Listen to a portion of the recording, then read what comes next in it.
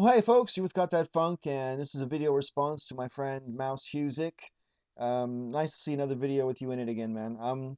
You were asking how we would like to be remembered, and in order to tell you my answer, I need to tell you a story first. I know, shocking, another story from me.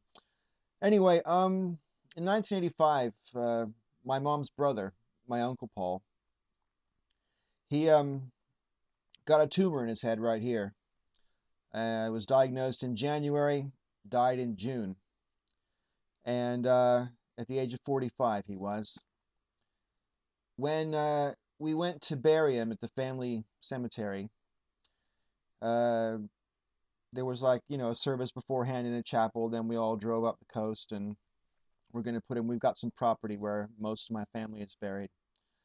And anyways, the preacher, pastor, officiate, whatever the hell you want to call him, I don't know what he was. We're just to said all the stuff at the graveside that they normally say. And then threw out there to the family and friends who were there. Is there anyone here who would like to say anything about the dearly departed before we finally put him in for his final rest? And I wanted to say something, but I didn't want to be first. And there was a long, pregnant pause, and it became obvious to me that no one was going to say anything. So I piped up and I mentioned about what my uncle meant to me, and I talked about how he made an impression on me, always be yourself regardless of what people are going to say, etc., etc. I gave him a nice little eulogy, um, and it was completely off the cuff. Obviously, I didn't know that was going to happen. And I thought to myself, it's kind of like dancing in high school. I thought, okay, well, now that I've said something and broken the ice, as it were, someone's bound to say something. But nobody did. And I was absolutely livid at the rest of my family, including my extended family, and including all my uncle's friends who were there. Afterwards, when we went to my cousin's house, which is near the property up on the coast there, in the Sea Ranch, went to our cousin's house for, a family get together and a chat and whatever, and mutual consolation and all that. Everybody was wailing about how they wanted to say something, but they were too upset. And this left an impression on me. I think I was, 23 at the time. That's lasted me ever since. You were saying about your dad had the advice to you to live your life as if today might be the day you were remembered for. Well, I've sort of approached my life with the attitude that at any one time I could be snuffed by some kind of accident or whatever. And therefore, I always wanted to live my life without any regrets. I wanted to be able to turn around at any point and look back on my life and go, well, I've made some mistakes, but I wouldn't do anything differently. Despite all my mistakes, I'm like who I am. I like my life, and therefore I've got no regrets.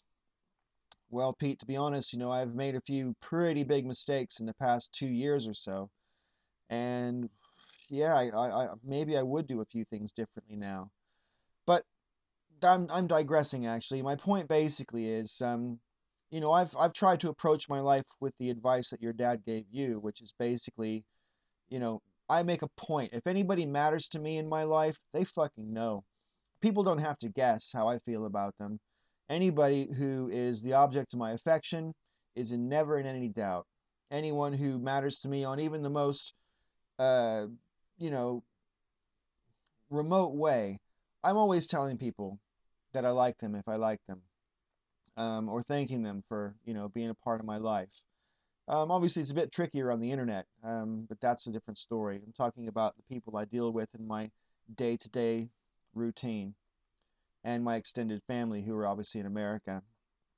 Anyway, to get more around now to answering your question, because of my uncle and the burial and the experience I just related to you, I've made a point of telling everybody that matters to me that if something should ever happen to me and you have to attend my funeral, you better fucking speak up and say something. I don't even care if people there, if all they say is, I'm too upset to say anything. I'd rather have people say that than say nothing.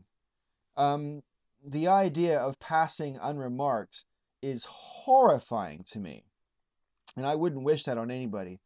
Of course, my uncle didn't suffer for it; he was already dead. Um, but I almost suffered for him.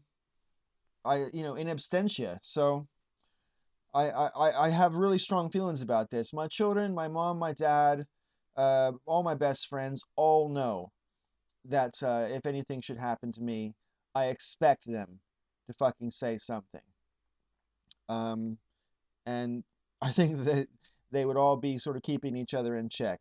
It might sound a little macabre, but I've thought about my own death ever since I was 8 years old. I've learned more about what I want from life by contemplating my own mortality than I've learned from most books or most experiences that I've had. It all goes on in there. You can figure out an awful lot about what you want if you think that you're not going to be here forever, and you think set about trying to fill up the space between this breath and my last breath with good things. Anyway, so to answer your question more directly, how would I want to be remembered? To be honest, I almost don't care about the particulars. What I care about is that I don't go unremarked. Um, so I think the real answer, and I can pretty much guarantee that this is what's going to happen, is people will fill in the blanks in their own particular ways depending on what sort of relationship we had with each other. But I think the gist of what everyone is going to say, at least I hope so, is, yeah, Paul, I never met anybody else like him before.